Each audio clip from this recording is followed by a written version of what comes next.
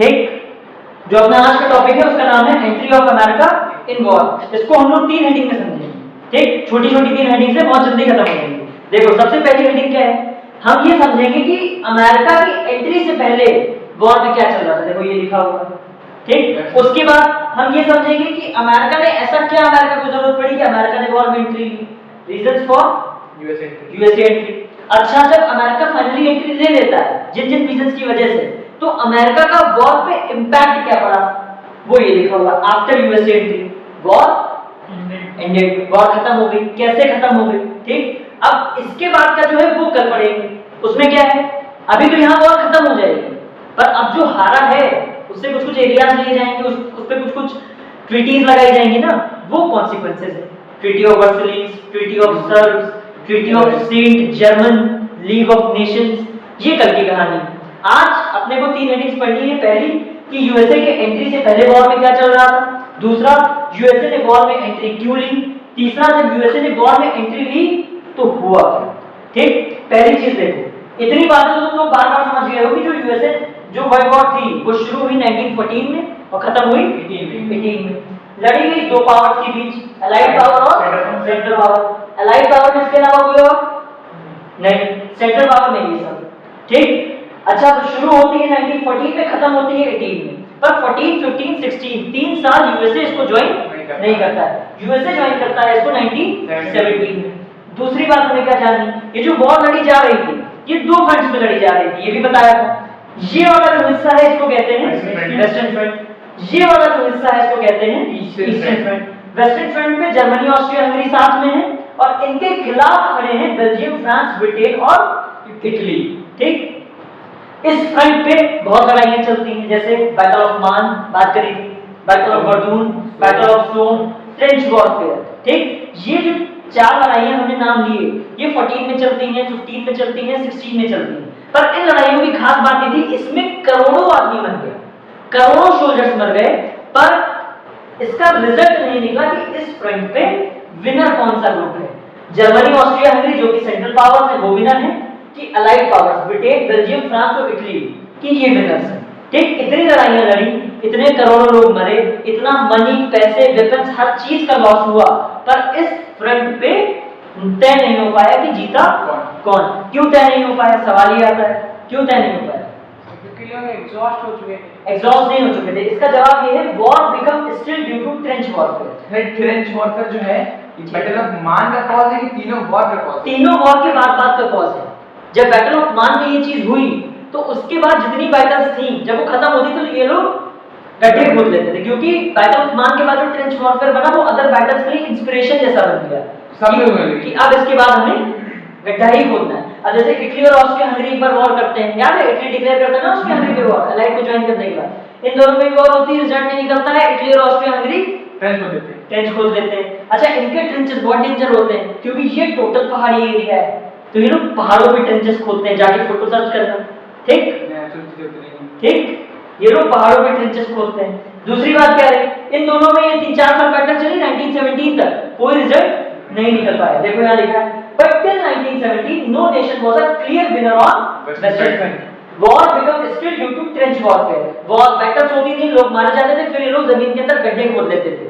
गड्ढे खोदने की वजह से ना इधर वाली पार्टी इधर बढ़ पाती थी, ना इधर वाली पार्टी इधर बढ़ पाती थी, दोनों यहीं रहते थे और इधर से ही गोलाबारी, बमबारी सब चलता रहता था, कोई आगे पीछे नहीं हो रहा था। वॉर एक स्टिल हो गई थी। ठीक, ईस्टर्न फ्रंट की कहानी बिल्कुल उल्टी हम लोग ने जानी थी। इधर कौन है, जर्मनी, ऑस्ट्रिया, हंगरी फिर साथ में है और इनके खिलाफ खड़ा है रशिया। ईस्टर्न फ्रंट में कहानी क्या है, ईस्टर्न फ्रंट में बहुत सारी popular battles, battle of Tannenberg, Masurian lake, Gorlice Tarnow offensive, और इन सारी लड़ाइयों में किसको जीतनी थी, जर्मनी और ऑस्ट्रिया हंगरी को। ये दोनों अपने एरिया को, देखो एरो बनाए, ये दोनों अपने एरिया को रशिया के अंदर बढ़ाते ही चले गए। इस देखो यहाँ पे कौन चीज लिखी, Germany captured multiple areas of Russia.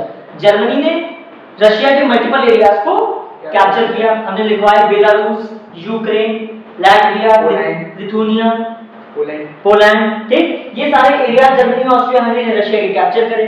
Capture करने के बाद Germany become a clear winner on eastern front. Germany और ऑस्ट्रिया हंगरी इस फ्रंट पे क्लियर विनर थे। ये जो ईस्टर्न फ्रंट था, यहाँ पे ये सेंट्रल पावर्स, जर्मनी ऑस्ट्रिया के साथ में सेंट्रल पावर्स कहलाते हैं ना, ये दोनों इस फ्रंट पे सेंट्रल पावर्स विनर बन गए थे। वेस्टर्न फ्रंट पे लड़ाई रुकी हुई है अभी भी, ठीक, अभी भी रुकी हुई। ये दोनों बैटल साथ में चल रही है ना, ये सारी इधर चल रही है, ये सारी इधर चल रही है, आधी आर्मी इधर है, आधी आर्मी इधर है, पर इधर लड़ाई रुकी हुई है, पर इधर जर्मनी एक्सपैंड करते करते करते करते रशिया को जीतता जा रहा है। जर्मनी को एक और चीज हेल्प कर गई 1917 में, 14 में इन्होंने टैननबर्ग मसूरिन लेक जीता, 15 में टैननबर्ग ऑफेंसिव जीता, उसके बाद एक और जीता था फॉर्शलैंड करके, ठीक, ऑपरेशन फॉर्शलैंड। एक और चीज हुई, रशिया के अंदर रेवोल्यूशन हो गया, ठीक, रशिया के अंदर रेवोल्यूशन हो गया, क्रांति हो गई। वहां का जितना पैसा था वो सारा वॉर में खर्च हो गया, देश के ऊपर पैसा नहीं खर्च हो पाया, देश में अनएम्प्लॉयमेंट, गरीबी, भुखमरी, ये सारी चीजें रोटेट होने लगी। जनता ने अपने राजा के खिलाफ क्रांति कर दी, राजा हट गया, व्लादिमीर लेनिन पावर में आ गए, ठीक, इसकी वजह से रशिया इंटरनली टोटली कोलैप्स कर गया, ठीक, रशिया की आर्मी खत्म हो गई। इस घटना ने भी जर्मनी को बहुत हेल्प करी, ठीक, इनको जीतने के लिए, क्योंकि रशिया के अंदर क्रांति हो गई, पैसा बचा नहीं, आर्मी को पैसा दे नहीं पा रहे, आर्मी को खाना दे नहीं पा रहे, फूड शॉर्टेजेस हो गई, आर्मी को खाना तक नहीं सप्लाई हो रहा, ठीक है। जब ये सब हुआ तो इसने जर्मनी को हेल्प करी, क्योंकि आर्मी ही खत्म हो गई उनकी, जर्मनी और अंदर बढ़ता चला गया। तो इस फ्रंट पे लड़ाई रुकी हुई है, इस फ्रंट पे Germany was a clear cut winner. इतना समझ में आया? ये जो स्थिति थी ये वॉर से यूएसए की एंट्री से पहले की कहानी है। ये स्थिति कब की है? 1914 की है, 15 की है, 16 की है, ठीक। लेकिन 17 में स्थिति बदलेगी, ठीक। अब कौन एंट्री करेगा इस वॉर में? यूएस। देखो यहाँ पे पहला पॉइंट क्या लिखा, इन 1914 when war begins USA declares neutrality। जब 1914 में वर्ल्ड वॉर शुरू हुई तो यूएसए ने क्या कहा कि मैं न्यूट्रल हूं, हम किसी की तरफ से भी पार्टिसिपेट वॉर में नहीं करेंगे। अच्छा, ऐसा यूएसए ने इसलिए कहा क्योंकि यूएसए को मालूम था कि जब भी कोई कंट्री वॉर में जाती है तो उसके देश के रिसोर्सेज कहां खर्च होते हैं? वॉर में। और वो रिसोर्सेज कहां खर्च होने चाहिए? कंट्री की डेवलपमेंट के लिए, ठीक। यूएसए उस समय सपना देख रहा था वर्ल्ड पावर बनने का। उसको पता था अगर हम वॉर में जाएंगे तो इस समय जो हमारे रिसोर्सेज देश के डेवलपमेंट और ग्रोथ में खर्च होने चाहिए, एजुकेशन, हेल्थ, इंफ्रास्ट्रक्चर, वो सब कहां खर्च हो जाएंगे? वॉर में। और अगर वॉर के रिजल्ट्स नेगेटिव रहे तब तो हम और 100 साल पीछे चले जाएंगे। तो वॉर शुरू होते ही यूएसए ने क्या कह दिया कि हम न्यूट्रल, किसी की तरफ से हमारा पार्टिसिपेशन नहीं रहेगा। अच्छा, सेकंड पॉइंट, अब धीमे धीमे क्या हुआ, यूएसए ने न्यूट्रलिटी डिक्लेयर करी, पर जैसे जैसे वॉर आगे बढ़ी यूएसए के साथ साथ कुछ घटनाएं घटने लगी, ठीक, जो धीमे धीमे यूएसए को बिल्डअप कर दिया उसने वॉर में एंटर करने के लिए। जैसे पहली घटना क्या घटी, 14 में जब वॉर शुरू हुई तो उसने न्यूट्रल बोल दिया खुद को, लेकिन एक साल बाद 1915 वॉर चल रही है ना, ईस्टर्न फ्रंट पे वेस्टर्न फ्रंट पे वॉर चल रही है, और ये यूएसए, ठीक, ये नॉर्थ अमेरिका कॉन्टिनेंट है, इसमें 3 बड़े देश कनाडा, यूएसए, मेक्सिको, यही तो है ना तुम्हारा, ये यूरोप वाला कॉन्टिनेंट है। इधर आप बढ़ेंगे तो आपको कनाडा, यूएसए और मेक्सिको मिलेगा, ठीक। यूएसए ने न्यूट्रलिटी डिक्लेयर कर दी, यहां से यूएसए के शिप्स वगैरह जाते थे, ब्रिटेन, फ्रांस, ये सब ओशियंस हैं, ठीक। 7 मई 1915 जर्मनी की एक सबमरीन जो पानी के अंदर चलती है, उसने क्या किया, सैंक अ ब्रिटिश शिप, उसने एक ब्रिटिश के जहाज को डुबा दिया। उस ब्रिटिश के जहाज का क्या नाम था? आरएमएस लुस्टिनिया, ठीक। अच्छा, जब जर्मन शिप ने ब्रिटिश के जहाज को डुबाया आरएमएस लुस्टिनिया, तो इसमें हुआ क्या? इसमें 1198 पीपल, 1198 लोग मारे, जिसमें 128 अमेरिकन। तो ये पहला रीजन बना कि यूएसए ने वॉर में एंट्री क्यों ली, ठीक। ये बहुत सारे रीजंस में छोटा सा कारण बना, क्यों? इसके जैसे जनता, जो यूएसए की जनता थी उसको बड़ी गुस्साई जर्मनी की तरफ, उसने अपने नेता से, प्रेसिडेंट से डिमांड करी कि हमारे लोगों के साथ क्या हो रहा है, विल्सन विड्रो से, ठीक। 128 हमारे अमेरिकन मारे गए उस वॉर में, उसके लिए आप कुछ रिस्पॉन्स करेंगे कि नहीं करेंगे, ठीक।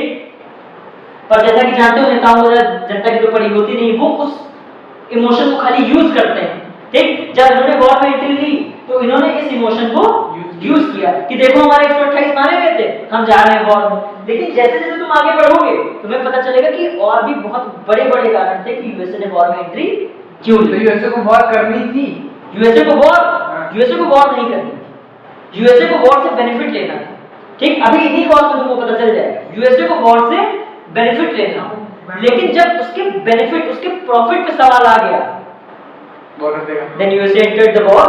ठीक, अब देखो 15 में ये घटना घटी 1916 व्हेन वॉर बिकम इंटेंस। जब 1916 आया तो वॉर थोड़ी सी तेज हुई, इंटेंस हो गई। जैसे ये सारी बैटल्स चली जा रही, गॉर्लिस्टान ऑफेंसिव चल रहा है ना 16 में। ठीक, जर्मनी ऑस्ट्रिया हंगरी बिल्कुल खदेड़ते जा रहे हैं रशिया को। रशिया में माहौल बन चुका है किसका? रशियन रेवोल्यूशन का। 1917 में क्रांति, 16 में माहौल बन गया होगा। ठीक, बन तो बहुत लंबे समय से रहा था, लेकिन 16 में बिल्कुल पीक पे होगा, तभी तो 17 में हो पाई रशियन रेवोल्यूशन, जनता ने विद्रोह किया अपने राजा के खिलाफ। ठीक, तो 16 में जब वॉर इंटेंस होने लगी तो यूएस ने क्या किया? US started supplied loans and weapons. US ने क्या किया? लोन्स और वेपन सप्लाई करना स्टार्ट किया। किसको? अलाइड पावर्स को, ब्रिटेन को, फ्रांस को, रशिया को, बेल्जियम को, सर्बिया को, इटली को, इन सबको क्या देना शुरू किया? लोन, पैसा देना शुरू किया। ठीक है, कि ये लोन का पैसा लो और जब वॉर जीतना तो डबल ट्रिपल इंटरेस्ट के साथ हमें रिटर्न कर देना। एक साल में इन्होंने उस टाइम $2 बिलियन, एक साल में, आज से 100 साल पहले, 100 नहीं 1914 की बात है, 110 साल पहले $2 बिलियन का लोन दिया। ठीक, $2 बिलियन, हमें 200 करोड़ डॉलर। ठीक है, समझ में आया पैसा इन्होंने दिया। ठीक, वेपन सप्लाई करे, लोन सप्लाई किया और वेपन सप्लाई किया। अच्छा, जब इन्होंने 1914 में न्यूट्रलिटी डिक्लेयर करी थी, लेकिन जब ये वेपन्स और लोन्स देने लगे तो अब इनका कहीं ना कहीं किससे कनेक्शन बन गया? Right power. अब जुड़ गए ना। अब वो वॉर कर रहे हैं, तुम यूएसए वॉर में नहीं है, लेकिन वो वॉर में लड़ रहे हैं। पैसा किसका लगा? यूएस का। तो इनडायरेक्टली वो चाहेगा ना कि नेशंस जीते। तो इनडायरेक्टली इस घटना के बाद ये इनडायरेक्ट एंट्री है किसकी? यूएस। वो बैटल ग्राउंड पे नहीं है, लेकिन फाइनेंशियल ग्राउंड पे मौजूद है। ठीक, वो जो सैनिक कमान लड़ रहे हैं, जो हथियार वो टांगे हैं, वो हथियार किसके द्वारा दिए गए? यूएसए के द्वारा दिए गए। उन हथियारों में कुछ हथियारों पे यूएसए ने प्रिंट पता है क्या करवाया था? इनफैक्ट हमने रिसर्च किया, उन हथियारों पे यूएसए ने ये प्रिंट करा के भेजा था। जैसे कभी-कभी कुछ बुक्स आती हैं, ठीक, स्पेसिमेन कॉपी, उस पे क्या लिखा होता है? नॉट फॉर सेल लिखा होता है ना। यूएसए ने जो हथियार भेजे यूनाइटेड नेशंस को, उन पे लिखा था not for war. Not for war तो क्यों भेजा फिर? ठीक, अरे वो ऐसे ही लिखा था कि वॉर के लिए नहीं है, एक तरीके का वो है कि हम न्यूट्रल रहेंगे। हाँ, व्यंग है कि हमने भैया वॉर के लिए नहीं दी है, सेफ्टी अब वो कर रहे हैं तो हम क्या करें, इस तरीके से। समझ में आया? वो एक व्यंग नहीं होता है। ठीक है, इस तरीके से उन्होंने दी है। सरकास्टिक समझते हो? सरकास्टिक देखा है। सेंट्रल को जरूरत पड़े उसको ही सप्लाई। ठीक, नॉट फॉर वॉर सेंट्रल को भी सप्लाई करते हैं, लेकिन सेंट्रल को उतना नहीं सप्लाई करते हैं, बहुत कम पैसा सप्लाई करते हैं, क्योंकि जर्मनी खुद ही इकोनॉमिक जायंट होता है। ठीक, यही सवाल था। ठीक, जर्मनी खुद ही इकोनॉमिक जायंट होता है। दूसरी बात क्या है, वो इसलिए बेल्जियम, ब्रिटेन और फ्रांस को सप्लाई करते हैं क्योंकि दुनिया में 25% हिस्सा ब्रिटेन के पास है, इंपॉर्टेंट पोर्ट्स ब्रिटेन के पास है, मेन रास्तों पर ब्रिटेन का कब्जा है। तो जर्मनी को सप्लाई करेंगे कि ब्रिटेन को करेंगे? ब्रिटेन को करेंगे। जर्मनी तो लड़ रहा है ब्रिटेन से कि हरा दे तो उनकी जमीनें और पोर्ट्स और रूट्स हमें मिल जाएं। ठीक, लेकिन ब्रिटेन के पास तो है ना। तुम 100 फॉर्च्यूनर लेना चाहते हो, लेकिन किसी के पास है ऑलरेडी, तो कौन अभी कौन मजबूत है? वो जिसके पास है ना। समझ में आया? भले तुम्हारे अंदर क्षमता ज्यादा हो लेने की, ठीक, तुम ज्यादा परचेज कर सकते हो, तुम्हारे अंदर रिस्क एपेटाइट सब कुछ उससे ज्यादा है, लेकिन करेंटली तो वो स्ट्रांग है क्योंकि उसके पास है, अवेलेबल है। ठीक, तो यूएस लोन और वेपन सप्लाई करना स्टार्ट करता है और यहीं से इनडायरेक्ट एंट्री हो जाती है यूएस की वॉर में। किसकी तरफ से? अलाइड नेशंस की तरफ से। ठीक, beginning of economic relations between US and allied powers. ठीक, तीसरी घटना देखो 14 में ये, 15 में ये सबरीन जुस्टीनियन, दोबारा 128 अमेरिकन मर गए 16 में। अच्छा, ये कर पहले से रहे थे, लेकिन 1916 में इनका वो लोन वाला काम बहुत बढ़ गया था, ज्यादा फंडिंग करने लगे थे क्योंकि वॉर इंटेंस हो गई। देखो पहली लाइन लिखी इन 1916 में वॉर बिकम इंटेंस। ठीक, रशिया में रेवोल्यूशन होने लगा, रशिया को पैसे की रिक्वायरमेंट पड़ने लगी। ठीक, समझ में आया? अब आगे बढ़ो। 1917 on 16 January 1917 Zimmerman Telegram got leaked. Telegram का मतलब होता है एक चिट्ठी टाइप, ठीक, एक मैसेज। ठीक, वो नया दिए टेलीग्राम बेसिकली किस लिए? मैसेज करने के लिए। तो एक टेलीग्राम लीक हुआ, उस टेलीग्राम का नाम था जिमरमैन टेलीग्राम। एक चिट्ठी दी, वो चिट्ठी नहीं, एक सीक्रेट मैसेज था। ठीक है, जो वायर से सिग्नल्स के थ्रू नहीं भेजा जाता है, रेडियोस पहले चलते थे। ठीक, अच्छा, जर्मनी जब रशिया को यहाँ हरा पाया था तो इसका एक ये भी कारण था, जर्मनी की टेक्नोलॉजी इतनी ज्यादा एडवांस थी, ये जो रशियन सोल्जर्स सिग्नल्स के थ्रू बात करते थे, जर्मनी कैच कर लेता था उनको, सुन लेता था उनको पहले से। ठीक, वो सुन लेता था उनको पहले से।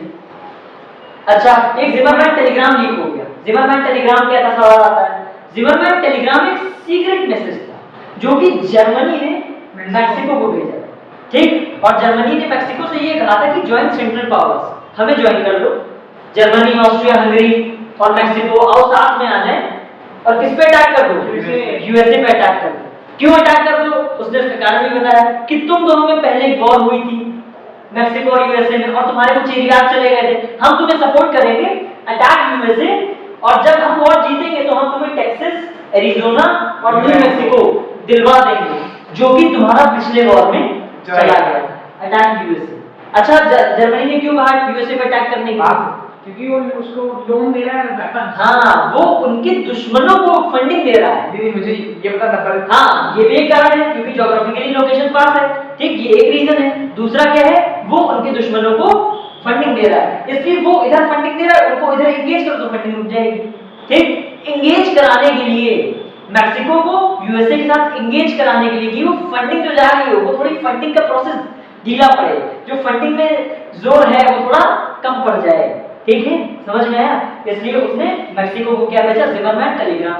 एक और कारण हुआ, देखो जनवरी 1917 में ये हुआ, देखो 14 सब सीरियल में लिखा है, 14, 15, 16, जनवरी 1917, और मार्च 1917 में एक और घटना घटी थी, जब जर्मनी, ऑस्ट्रिया, हंगरी ने रशिया के एरिया को कैप्चर किया था, रशिया बहुत वीक हो गया, ठीक। फिर एक और ऑपरेशन फॉर्शलैग बताया था, किया था, ये सारे एरिया रशिया के लिए ट्रीटी ऑफ ब्रेस्ट लिटवास साइन हो गई।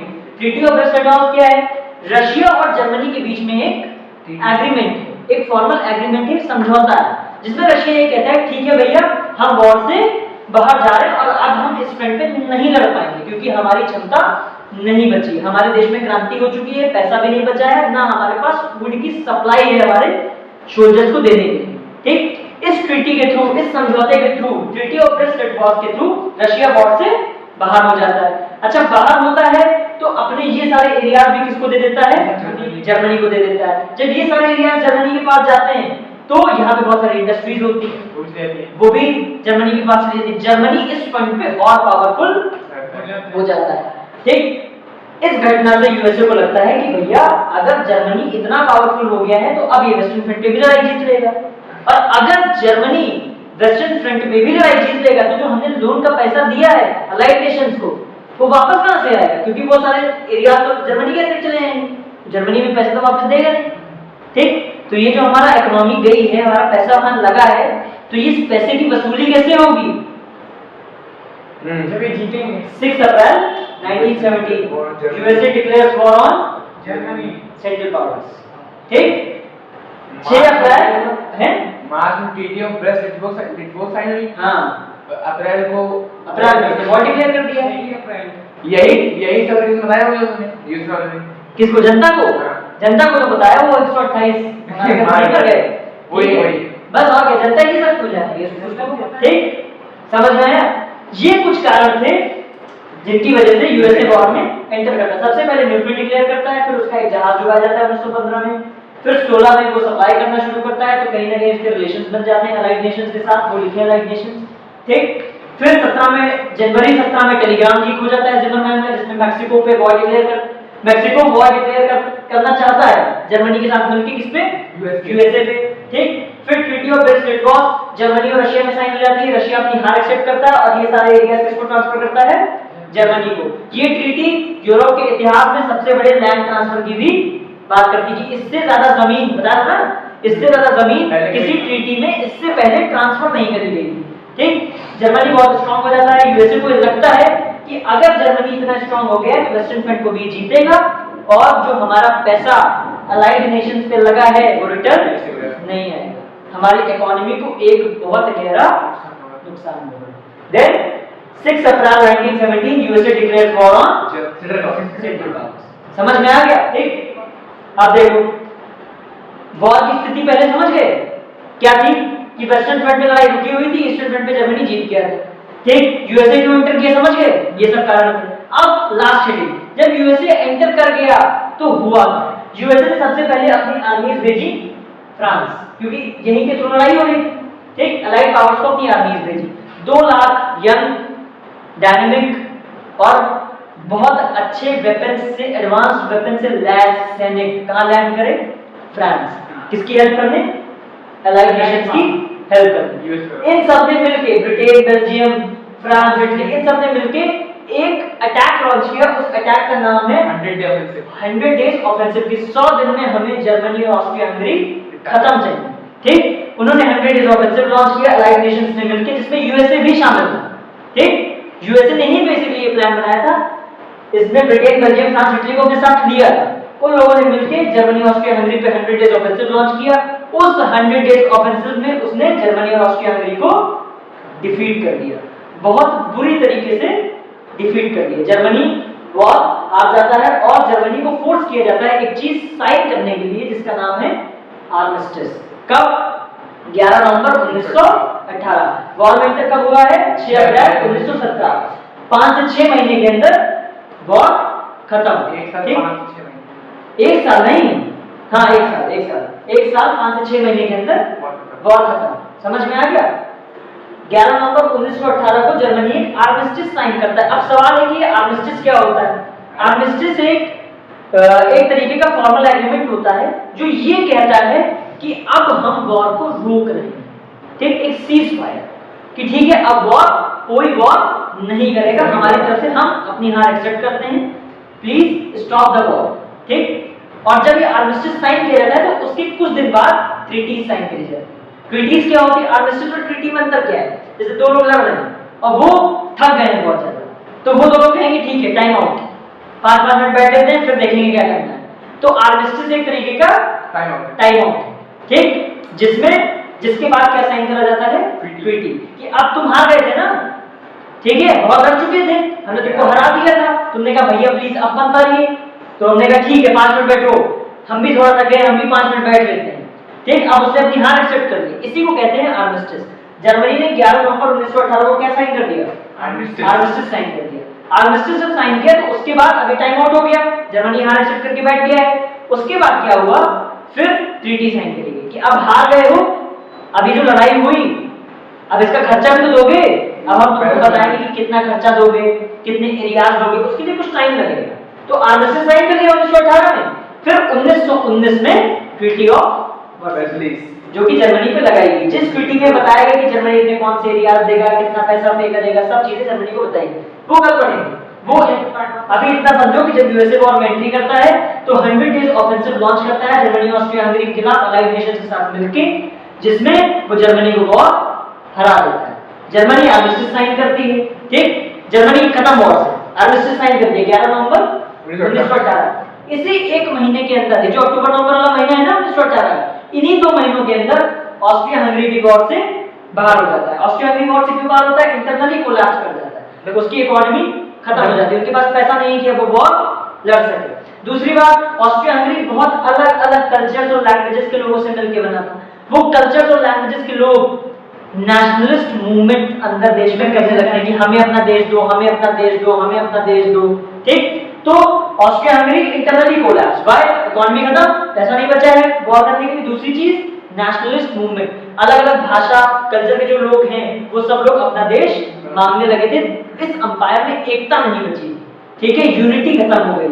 Austria Hungary collapse internally. Ottoman empire भी वॉर में है, इसके साथ क्या हुआ? अलाइड नेशंस मिलकर ओटोमन एम्पायर को भी डिफीट कर देते हैं। ठीक, ओटोमन एम्पायर भी defeated by allies, Ottoman empire भी वॉर से खत्म, ओटोमन एम्पायर को अलाइड डिफीट कर देते हैं। बचा बल्गेरिया, बल्गेरिया सर्बिया से वॉर में था, बल्गेरिया की इकोनॉमी कोलैप्स कर जाती है, वो भी वॉर से निकल जाता है, सरेंडर कर देता है। तो सेंट्रल पावर में 4 लोग, Germany, Austria Hungary, Bulgaria, Ottoman empire. Germany ने आर्मिस्टिस साइन कर दिया किसके साथ? अलाइड नेशंस के साथ, कि भैया आप नहीं लड़ पाएंगे, खत्म हो चुके हैं। ऑस्ट्रिया हंगरी इंटरनली कोलैप्स, ठीक, Bulgaria economy collapse, Ottoman empire defeated by allied powers. ठीक, सेंट्रल पावर खत्म, विनर कौन? Allied powers. अब अलाइड पावर्स इन सब पे, जर्मनी पे, ऑस्ट्रिया पे, ओटोमन पे, बल्गेरिया पे अलग अलग ट्रीटीज लगाएंगे कि हाँ भैया अब तुम क्या दोगे हमको, ठीक है तुम क्या दोगे, बल्गेरिया तुमसे क्या चाहिए, ओटोमन एम्पायर ठीक है तुम्हारे ये हिस्से हमारे। ये जो 4 ट्रीटीज हैं जो इन सब पे लगाएंगे, वर्साइल्स, सेंट जर्मन, सर्ब्स, ठीक, इस पे जो लगाएंगे उसका नाम नहीं याद है, हम सर्च करके बताएंगे। ठीक, ये जो सब पे 4 ट्रीटीज लगाई गई, वो ट्रीटीज क्या है? वर्ल्ड वॉर 1 का इम्पैक्ट, कॉन्सिक्वेंसेस है कि वर्ल्ड वॉर 1 खत्म होने के बाद क्या हुआ। अभी जो हम लोगों ने जाना है वो क्या जाना है, वर्ल्ड वॉर वन खत्म होगी, अभी वॉर खत्म होगी, ठीक, क्यों, 100 डेज ऑफेंसिव की वजह से, ठीक, ये इंटरनली कोलैप्स की वजह से, ये अलाइड नेशन से हारने की वजह से, ये इकोनॉमिक कोलैप्स की वजह से। अभी तो हारे हो ना, अब हारने के बाद कुछ हिस्सा भी तो विजेताओं को दोगे, वरना वो इतने लंबे समय से लड़ क्यों रहे थे तुमसे कुछ चाह रहे थे तभी तो लड़ रहे थे ना। तो अब जो वो तुमसे चाहेंगे वो इम्पैक्ट है वर्ल्ड वॉर वन के, जो कि है ट्रीटीज, वो हम लोग कल पढ़ेंगे। अब इतने में बताओ तुम्हें क्या नहीं समझ में आया, ठीक।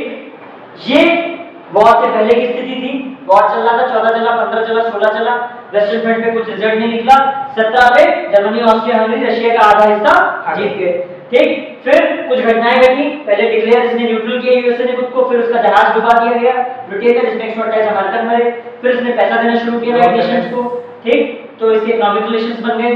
उसके बाद जिमरमैन टेलीग्राम लीक हो गया, उसके बाद ट्रीटी ऑफ ब्रेस्ट-लिटवास में जर्मनी बहुत स्ट्रांग हो गया और यूएसए को लगा कि ये इतना स्ट्रांग हो गया है कल ये वेस्टर्न फ्रंट पे भी जीतेगा और हमारा पैसा अलाइड नेशंस को लगा वापस नहीं आएगा, ठीक। दूसरी बात, अच्छा एक और पॉइंट है, मार्च 1917 में जर्मनी यूएसए के कुछ और जहाज डुबा दिए गए, किसके द्वारा, जर्मनी के द्वारा, ठीक। फिर इसने फाइनली 6 अप्रैल 1917 को क्या किया, वॉर डिक्लेयर कर दिया, किसके खिलाफ, सेंट्रल पावर्स को डुबा देंगे, because they carry resources to allies, क्योंकि उन जहाजों में रिसोर्सेज, वेपन्स, फूड ट्रांसफर हो रहा था अलाइड नेशंस को। देखो है ब्रिटेन, बेल्जियम समुद्र के रास्ते जा रहा होगा, डुबा दिए, ठीक। अब बताओ इसमें तुम्हें समझ में क्या नहीं आया। आज का इतना ही है, 3 टॉपिक्स में, वॉर से पहले, यूएसए की एंट्री से पहले, यूएसए एंटर क्यों किया, यूएसए की एंट्री के बाद क्या। अब कल की कहानी है कि जब ये सब हारे तो अब कल हम जानेंगे कि जर्मनी के साथ वॉर के बाद हुआ क्या, एक एक चीज इनके साथ हुआ क्या। ये तो 2 हिस्सों में बट जाते हैं, ऑस्ट्रिया अलग देश हो जाता है, हंगरी अलग देश हो जाता है, चलो ऑस्ट्रिया भी नहीं है, हाँ हंगरी भी अलग हो गया, अलग हो गया, ठीक। ओटोमन एम्पायर अलग अलग हिस्सों में बट जाता है, बल्गेरिया के कुछ एरिया से इकोनॉमी चली जाती है, ये हम लोग कल जाएंगे, ये कॉन्सिक्वेंसेस। आज समझ गए इतना, आपने सवाल पूछो। मिक्स तो नहीं हो रहा है, सब नहीं हो रहा, कल हो रहा था, सब क्लियर है ना। कल की जो आपने पीडीएफ भेजी, मेरे पास कल से फोन आ ही नहीं रहा है, मैं किताब से पढ़ने ट्राई कर रहा था, उसमें इतना बड़ा लिखा है, अच्छा सब घूम रहा दिमाग।